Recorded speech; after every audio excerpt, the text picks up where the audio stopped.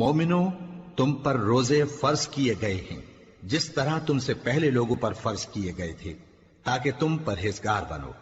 روزوں کے دن گنتی کے چند روز ہیں، تو جو شخص تم میں سے بیمار ہو یا سفر میں ہو تو دوسرے دنوں میں روزوں کا شمار پورا کر لے۔ اور جو لوگ روزہ رکھنے کی طاقت رکھیں لیکن رکھیں نہیں، وہ روزے کے بدلے محتاج کو کھانا کھلا دیں۔ اور جو کوئی اپنی مرضی سے زیادہ نیکی کرے تو اس کے حق میں زیادہ اچھا ہے، اور اگر سمجھو تو روزہ رکھنا ہی تمہارے حق میں بہتر ہے۔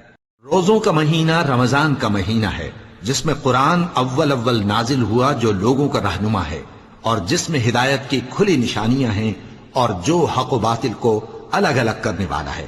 تو جو کوئی تم میں سے اس مہینے میں موجود ہو چاہیے کہ پورے مہینے کے روزے رکھے، اور جو بیمار ہو یا سفر میں ہو تو دوسرے دنوں میں روزے رکھ کر ان کا شمار پورا کر لے۔